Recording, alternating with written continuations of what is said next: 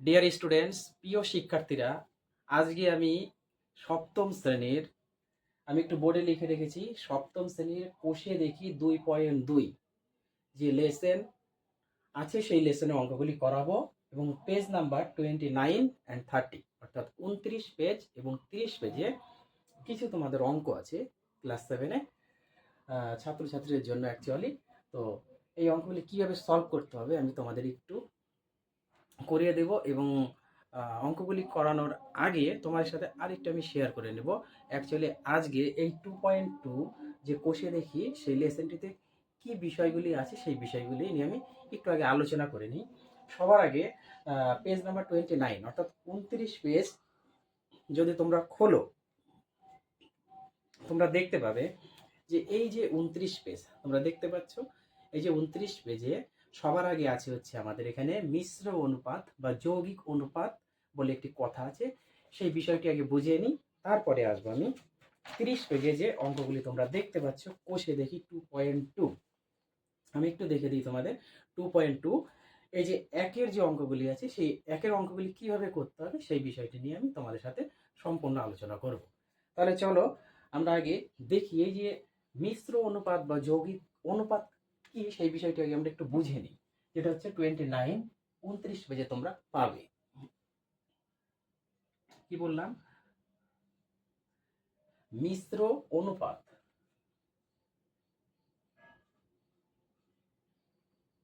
মিশ্র অনুপাত এর আরেকটি নাম আছে কি? যৌগিক অনুপাত। যৌগিক অনুপাত। মিশ্র অনুপাত বা যৌগিক অনুপাত দুটো সেম জিনিস। অনেক সময় দিতে পারে তোমাদের যৌগিক অনুপাত বের করো, নাহলে বলবে যে মিশ্র অনুপাত বের করো। সাপোজ মনে করো তোমাদের 2:5 একটি অনুপাত দেওয়া আছে, একটা 3:7 অনুপাত দেওয়া আছে, আর একটা মনে করো 2:1 অনুপাত দেওয়া আছে। একটা, দুটা, তিনটা। তাহলে মিশ্র অনুপাত করতে গেলে কি করতে হবে? দুটো তার বেশি নিতে হবে, তো 2 বা ততোধিক। কি বললাম? 2 বা ততোধিক, অর্থাৎ দুটো তার বেশি, দুটো অথবা তার বেশি। অনুপাতের অনুপাতের এই যে প্রথম পদগুলি যে আছে এটাকে বলা হচ্ছে পূর্বপদ। তোমরা আগের ভিডিও যারা দেখেছো তারা বুঝতে পারবে যে প্রথম পদটাকে বলা হচ্ছে পূর্বপদ। তাহলে 2 বা ততোধিক অনুপাতের পূর্ব পদগুলির গুণফল, এই যে পূর্বপদ, পূর্বপদ, পূর্বপদ, তাহলে প্রথমটি পূর্বপদ কত আছে? 2, পরেরটির পূর্বপদ 3 এবং শেষেরটির পূর্বপদ 2। তাহলে কি বললাম? 2 বা ততোধিক অনুপাতের পূর্বপদগুলির অনুপাত এবং এবং কি আছে? উত্তর, উত্তর পদ।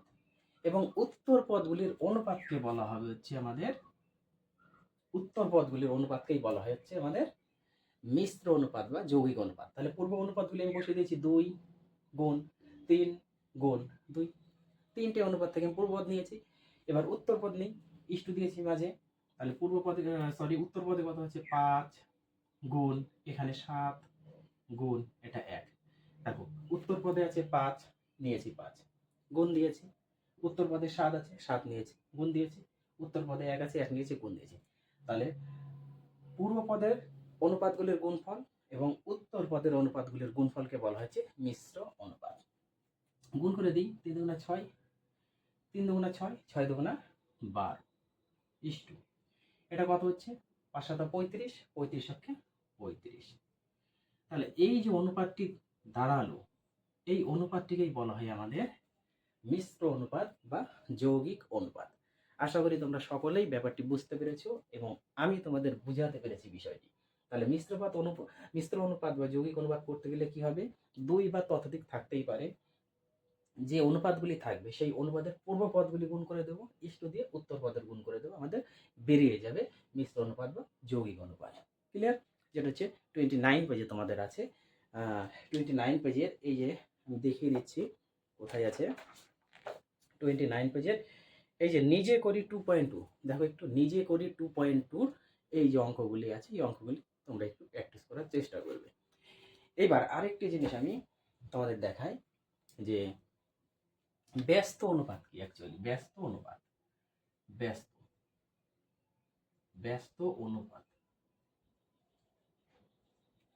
ব্যস্ত অনুপাত কথার অর্থ হচ্ছে উল্টে যাওয়া। মনে করো কোনো একটি অনুপাত আছে 7:8, 7:8, অর্থাৎ এই অনুপাতের পূর্ব পদ হচ্ছে 7 এবং উত্তর পদ হচ্ছে 8, তাই না? পূর্ব পদ 7, উত্তর পদ 8। এই অনুপাতটি যদি উল্টে যায়, পূর্ব পদ হয়ে যাবে উত্তর পদ এবং উত্তর পদ হয়ে যাবে পূর্ব পদ। যদি এরকম হয়ে যায় তাহলে সেটাকে আমরা বলতে পারি ব্যস্ত অনুপাত।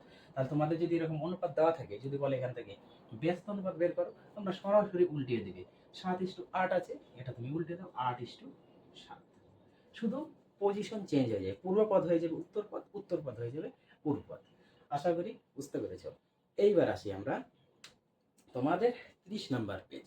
30 নাম্বার পেজে দেখো, একের কি বলেছে, নিচের অনুপাতগুলিকে লঘিষ্ঠ আকারে পরিণত করি ও প্রত্যেকটি অনুপাতের ব্যস্ত অনুপাত লিখি। প্রথমে লঘিষ্ঠ আকারে পরিণত করতে বলেছে। এর আগের দিন আমি একটি ভিডিও আপলোড করেছি, সেখান থেকে লঘিষ্ঠ আকার কি তোমরা সকলেই জানো। যারা এখনো দেখোনি তারা দেখে নেবে ভিডিওটি, তাহলে বুঝতে পারবে যে অ্যাকচুয়ালি কি লঘিষ্ঠ আকার। তাহলে প্রথমে লঘিষ্ঠ আকারে পরিণত করতে হবে, তারপরে প্রত্যেকটি অনুপাতের ব্যস্ত অনুপাত আবার নির্ণয় করতে। আগে লঘিষ্ঠ আকারে বের করবো, তারপরে যে মানটা থাকবে বা যে অনুপাতটি থাকবে সেটা আমরা ব্যস্ত অনুপাত করে দিব। দেখো এই জিনিসগুলো আমি একটু মুছে দিই, একটু মুছে দিই।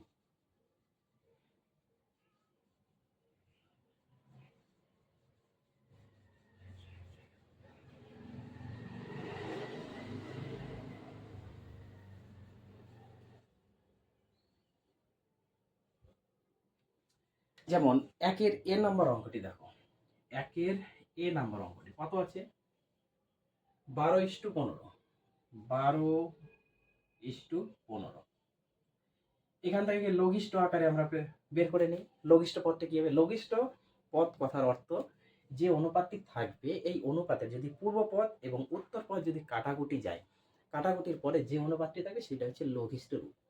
তাহলে এমন একটি সংখ্যা দিতে হবে যেন আমাদের 12 কাটে, 15 কাটে। দেখো একমাত্র 3 দিয়ে কাটবে, 3 দিয়ে দেখো দুটোই কাটবে। 3-এর ঘরের নামতা পড়লে 4 বারে 12, 3-এর ঘরের নামতা পড়লে 5 বারে 15। তাহলে আমাদের দাঁড়ালো 4:5, 4:5। অর্থাৎ এটা হচ্ছে লঘিষ্ঠ রূপ, লঘিষ্ঠ লঘিষ্ঠ রূপ। তাহলে বোঝা গেল যে অনুপাতটি দেওয়া থাকবে সেই অনুপাতের লঘিষ্ঠ রূপ আমরা বের করতে পেরেছি। এখন বলেছি এই যে লঘিষ্ঠ রূপ যে অনুপাতটি থাকলো সেই অনুপাতের ব্যস্ত অনুপাত কি হবে? ব্যস্ত অনুপাত আমি তোমাদের আগেই দেখিয়ে দিলাম, যে অনুপাতটি দেওয়া থাকবে সেই অনুপাতটি শুধু উল্টিয়ে দিতে হবে। অতএব ব্যস্ত অনুপাত, ব্যস্ত অনুপাত, অনুপাত কত হবে? পূর্ব পদ হয়ে যাবে উত্তর পদ, উত্তর পদ হয়ে যাবে পূর্ব পদ, অর্থাৎ 5:4। যা আছে সেটা উল্টিয়ে দাও, 4:5 আছে, উল্টিয়ে দিলে হয়ে গেল ব্যস্ত অনুপাত 5:4। পরিষ্কার? এইবার আমি তোমাদের একটা করিয়ে দেব, সেটা এইচ নাম্বার যে অঙ্কটি আছে সেই এইচ নাম্বার অঙ্কটি আমি একটু করে দিই। কি আছে? 25xyz।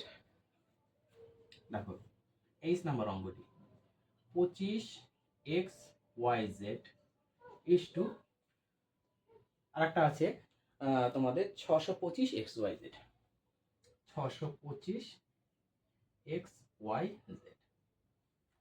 25xyz is to 625xyz।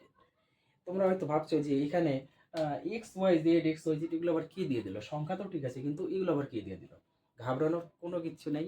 Is to অনুপাতের যে অঙ্কগুলি আছে সেই অনুপাতের অঙ্কে আমাদের পূর্ব পদে যে পদটি আছে সেই পদ যদি উত্তর পদে থাকে বা উত্তর পদে যে পদ আছে সেই পদ যদি উত্তর বা পূর্ব পদে থাকে, তাহলে যে সমান সমান থাকে অ্যাকচুয়ালি আমরা কেটে দিতে পারি। তাহলে এখানে যদি একটু খেয়াল করো তাহলে তোমরা দেখতে হবে, এই দেখো এক্স এক্স কেটে গেল, দুটোই মিলে গেল, ওয়াই ওয়াই কেটে গেল, জেড জেড বোথ সাইডে সেম আছে, কেটে গেল। তাহলে আমাদের কি পড়ে থাকলো? সমান সমান 25:625। আর কিন্তু কোনো কঠিন নেই। তোমরা শুধু এই চেহারা দেখে হয়তো ঘাবড়িয়ে গিয়েছিলে, তো ঘাবড়ানোর কিছু নেই। তাহলে বোথ সাইডে কেটে গেল, এখন থাকলো আমার সংখ্যা 25:625। তাহলে যদি এখন এটা কাটাকুটি যাই, কেটে দিব, অবশ্যই কাটবে। সরাসরি 25 দিয়েও কাটতে পারি, কিংবা ছোট সংখ্যা দিয়েও কাটতে পারি, 5 দিয়ে কাটতে পারি। বোথ সাইডে যদি 5 থাকে, কোনো সংখ্যার শেষে যদি 5 থাকে তাহলে অবশ্যই সেটা 5 দিয়ে কাটাকুটি যায়। তাহলে এটা 5 আছে, তার মানে 5 দিয়ে কাটাকাটি যায়, 5 5 25। 5 দিয়ে এটাও কাটাকুটি যাবে। একটা ধরি, 5 অক্ষে 5, হাতে 1 আছে, 1 পিঠে 2 12, তাহলে কতবার যাবে? যেহেতু 5 দেখাচ্ছি, 5 দুগুণা 10, হাতে 2 আছে, তাহলে 2 এর পাশে 25, 5 পাশে 25। আবার কি বললাম, কোন সংখ্যা যদি শেষে 5 থাকে তাহলে অবশ্যই 5 দিয়ে কাটাকুটি যাবে। এটারও শেষে 5, এটারও শেষে 5, অবশ্যই 5 দিয়ে কাটাকুটি যাবে। 5 অক্ষে 5, 5 দুগুণা 10, 5 পাঁচে 25 হয়ে গেল। আর কাটাকুটি যাবে না। তাহলে আমাদের দাঁড়ালো 1:25, অর্থাৎ 1:25। এটি হলো হচ্ছে লঘিষ্ঠ লঘিষ্ঠ লঘিষ্ঠ রূপ। এটা হচ্ছে লঘিষ্ঠ রূপ। এখন এই অনুপাতের ব্যস্ত রূপ কি হবে? ব্যস্ত অনুপাত, ব্যস্ত অনুপাত, ব্যস্ত অনুপাত। কি বলেছি? ব্যস্ত অনুপাত। লঘিষ্ঠ অনুপাত যা থাকবে সেটাকে উল্টিয়ে দাও। 1:25 আছে, তাহলে 25:1। এটি হচ্ছে তোমাদের অ্যান্সার। আশা করি তোমাদের এখানে মিশ্র অনুপাত বা যৌগিক অনুপাত এবং ব্যস্ত অনুপাত নিয়ে কোনো রকম সমস্যা নেই। তাহলে তোমরা 30 পেজের 1-এর যে অঙ্কগুলি আছে অঙ্কগুলি একটু নিজে থেকে চেষ্টা করবে। যেটা না পারবে আমাকে অবশ্যই কমেন্ট করবে, আমি তোমাদের সাহায্য করবো। তাহলে আজকের মতো এই ভিডিওটিতে এতটুকুই। পরবর্তী ভিডিওতে তোমাদের 2-3 নিয়ে আমি আলোচনা করব।